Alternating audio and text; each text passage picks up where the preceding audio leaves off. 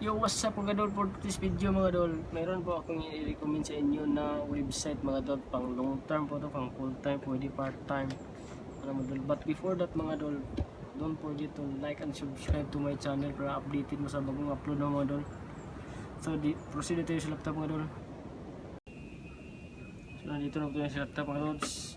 Ang gamit ko pong browser mga dol ay Microsoft Edge. So ito, i-search natin yung ating website mga lods. Ang ating website ngayon mga lods ay upwork.com. Search niyo mga lods. So nakalag-in na ako dito mga lods. Naka-register na, nasubukan ko na ito mga lods. Kaya mag-log-in na ako mga lods. Dito sa Upwork mga lods, dapat professional yung log-in ninyo.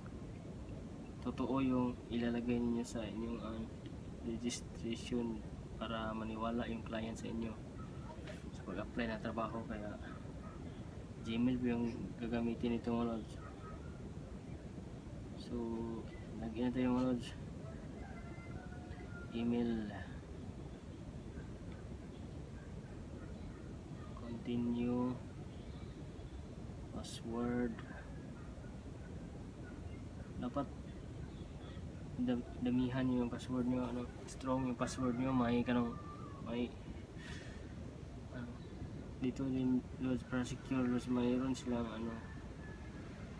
tulad nito, your mother's middle name, please answer your security question. So dito na tayo sa dashboard mga lods sa Upwork. So dito sa dashboard mga lods, maraming trabaho na makikita natin dito, jobs you might like. So dito sa Upwork mga lods, maraming trabaho kung gusto. Merong virtual assistant, marami pa mga lods. Depende sa kung ano ang nilagay mo sa profile mo mga lods. Kasi mag-a-apply ka dito sa Upwork, dapat nakaset na yung mo sa yung application letter, work experience, lahat mga lods. Parang biodata. So dito sa most recent mga lods, dito makikita yung bagong post ng trabaho na applyan mo. Dito maraming video editor, virtual assistant, kasi yun yung nilagay sa kapag may 5 star mga lods, ibig sabihin fully verified, payment verified yung mga lods, magbabayad ko yung mga lods. Yan, payment verified yan. Kung walang star, huwag yung applyan kasi baka hindi kayo bayaran, baka mabudol kayo na yung lods. Ito sa virtual assistant, marami silang kasi sa profile ko virtual assistant yung nilagay ko, at nagtrabaho na ako dito as video editor yung sa akin. Meron akong client na 3 yung client sa YouTube channel, tapos mag-i-edit ako ng video. So dito malos virtual assistant dito malos. So dito kung apply kayo, basahin nyo lahat ng nakalagay dito na nila, qualification nila, para alam nyo kung ano ang ginagawa nyo, at mag-provide din sila ng trainings. So dito malos pag-apply, mayroon silang connects to. So sa pag-register nyo mga lods, mayroon kayong 40 connects. So ito mga lods, itong apply natin, ito connects. So mayroon po kayong matitira kapag sa akin is 55 connects. So kapag mag-apply kayo niyan, automatic bawasan yung connects nyo dahil ginagamit mo sa pag-apply.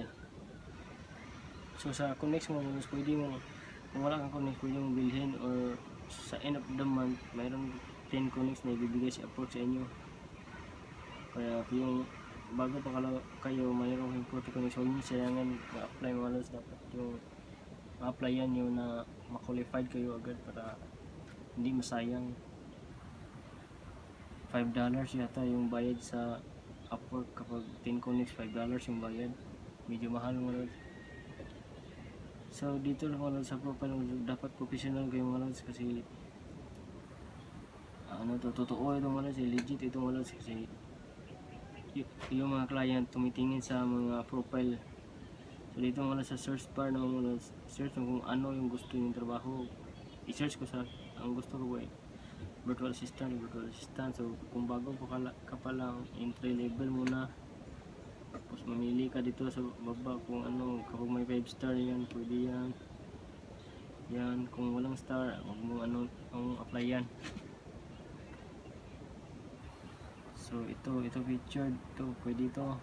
Website reviews, Apple Assistant, pwede kong apply niyan. So maraming pagpipilian ito mga idol. So ito yun. So dito to subukan natin mag-apply mga idol.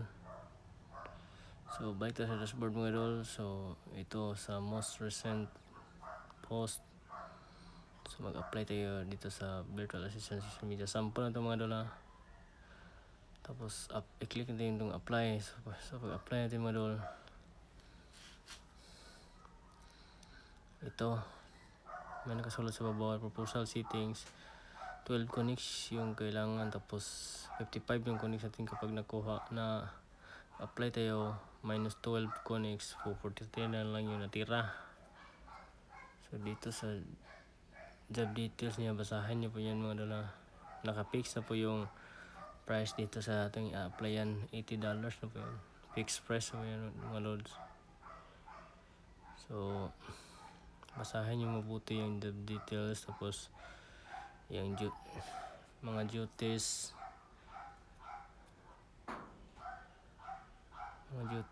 yan, work, basahin nyo po yan mga idol. Ito requirements, dapat basahin nyo po yan lahat mga idol na mabuti para maintindihan nyo kung ano yung trabaho bago kayo mag-apply. At kung mayroon ba kayo sa alam nyo ba yung ganito, mayroon kasi mga ano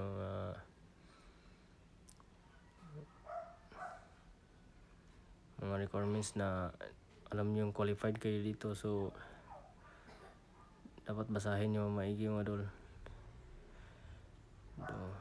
So mayroon mga ano nila, apply if you know that freelancers. So dito sa baba mga idol, merong mga skills, ano terms na bid. So ito naka-fixed price, so ito $80 mga idol. So kukuha ng ang Upwork ng 10% service fee as a freelancer. So dito sa how long is, lagay mo yung 6 months, tapos lagyan itong mga question dito dol, mga question cover letter na ito, what kind of similar ito, and dapat lagyan nyo yan mga dol.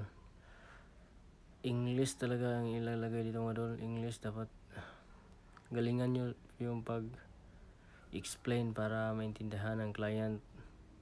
At saka dito naman sa baba mga dol, yung add a job, portfolio, certificate. Dito sa baba naka-fix na si first, kaya pwedeng hindi ka na mag-state ng bid, kaya i-send mo lang na yung connect. So sample lang itong mga dol, kaya hindi natin ito i-apply yan. Kung ganito lang yung workflow mga dol kapag mag-apply kayo.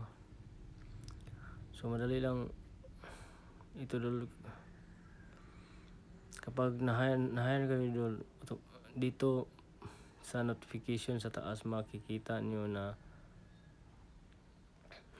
magmi-message sa iyo yung client, tapos tuloy-tuloy na po yung dito lang po sa Upwork. Dapat hindi sa labas kasi scam yun kapag i-proceed pa kayo sa other app mga dol. So yan lang mga dol, salamat mga dol.